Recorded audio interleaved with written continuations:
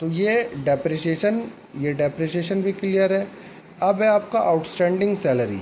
Outstanding salary में क्या है कि भाई आउटस्टैंडिंग सैलरी हम आप लोगों को बताएं पिछली क्लास में, आउटस्टैंडिंग सैलरी जो है मतलब काम करवा लिए पैसा नहीं दिए। तो सपोज सैलरी मेरा इनडायरेक्ट एक्सपेंस है और यहाँ पे हम यदि लिखे हुए टू सैलरी, ठीक है, तो इसमें हम ऐड कर देंगे ऐड आउटस्टैंडिंग सैलरी और दोनों को जोड़ के यहाँ पे पैसा लिख देंगे।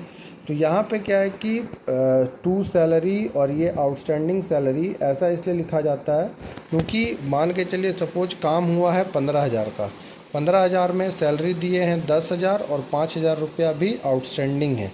लेकिन इस साल का खर्चा मेरा टोटल 15,000 है, लेकिन इसमें क्या है कि 10,000 पेड है तो एक्सपेंस में बुक हो गया है और 5,000 रुपया अभी देना है, आउटस्टैंडिंग है, लायबिलिटी है, दिया नहीं है, पेबल है ये अमाउंट, तो ये अलग से लिखा जाता है लेकिन दोनों इसी साल का खर्चा है।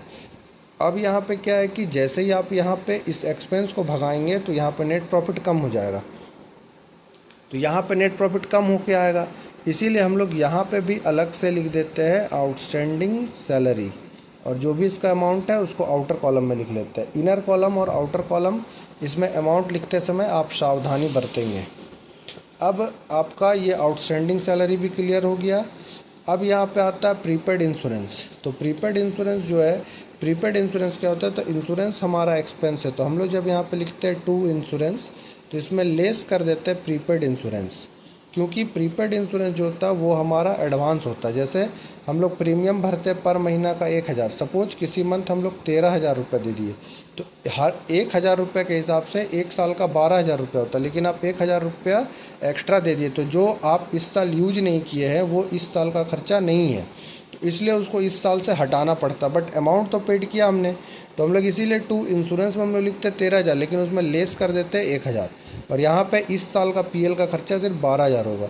तो यहाँ पे जब भी लेस होता है तो नेट प्रॉफिट लेस होकर यहाँ पे आएगा बैलेंस शीट में।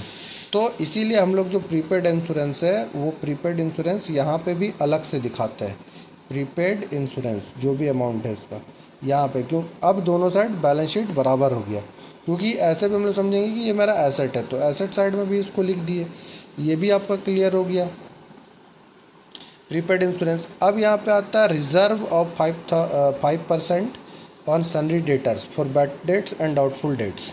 तो यहाँ पे क्या है कि बैड डेट्स का मतलब हम आप लोगों को पिछला बार बता दिए थे और डाउटफुल डेट्स मतलब हो भी सकता है और नहीं भी हो सकता है।